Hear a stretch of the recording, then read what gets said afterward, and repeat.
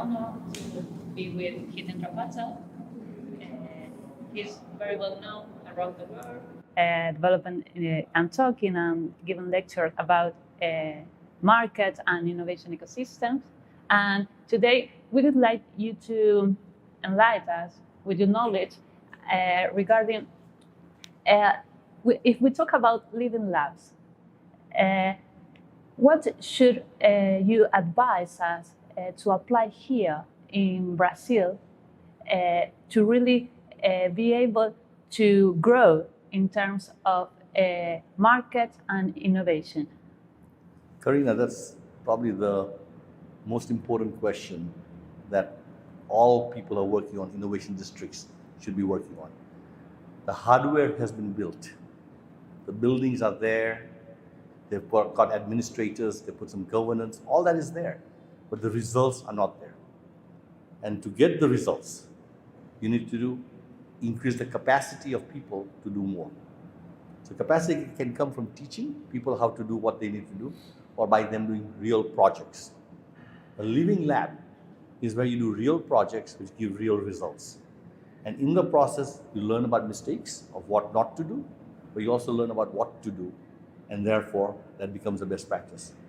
So what I would encourage Brazil to do now is start running more and more projects, experiments with people, and through the process be patient. They will learn, they'll make mistakes, but what will come out will be a far superior innovation ecosystem for Brazil. Okay, very interesting. And you talk about project and how we can define what kind of project or to what segment we have to focus on to start this process. How we can decide where to start? Sure. So always start with somewhere where you can get a quick result and a quick win. Okay. Yeah. If you work on something that takes too long, people will get impatient, they'll get tired, they'll get bored. So you want them to work on something that is still interesting and the outputs are meaningful, but it has a quick win. Okay, to motivate. To motivate, to create support, Okay. to make sure other people see that result and celebrate. So we need to do that for sure.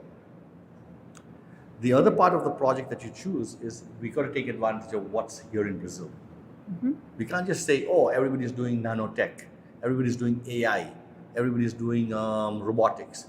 You got to ask what's going on in Recife, whether it's agriculture, whether it's marine biology, whether it's something special about the location, the people, and the geography.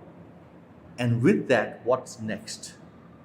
But don't just be like most of the other innovation districts and say, oh, we're going to focus on robotics, AI, or something. It's AI with agriculture. It's robotics with transportation.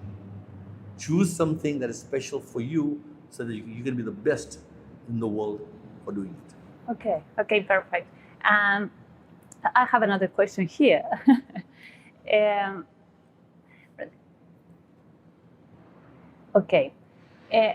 How come Brazil to explode a differential value to present in the world?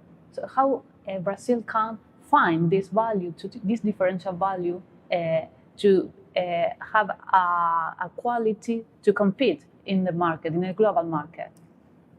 So when Michael Porter talked about clusters, he didn't say which are the clusters that are evolving and you should make them yours. He also said, make sure the cluster makes sense for your region, right? So when I said AI, use AI for agriculture because agriculture is big here, then that makes sense. If we say use robotics for tractors for agriculture so that we get true precision agriculture, that's something to focus on. So you need to look at your strengths. Yeah. Brazil has strengths, and Brazil must not be jealous that another country is doing something because it may not be something Brazil should do anyway. You don't play to play, you play to win. Yeah. Right?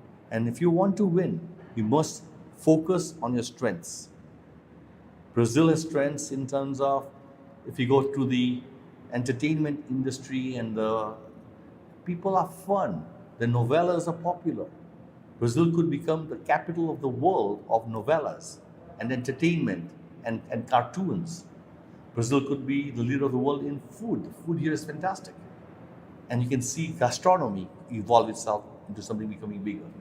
Brazil could easily become a technology capital because of the oceans it has, and do something with marine biology, with deep sea drilling, deep sea mining, with the knowledge of Petrobras.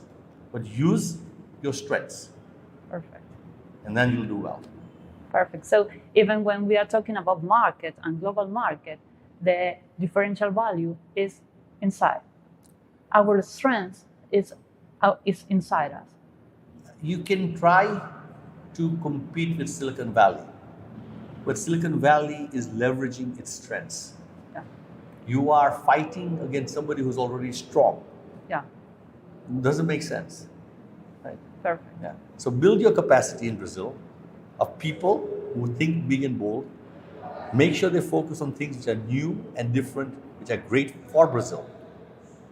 And make sure that you don't feel jealous that somebody else is doing stem cells or somebody else is doing something else. And it's like, we should do that also.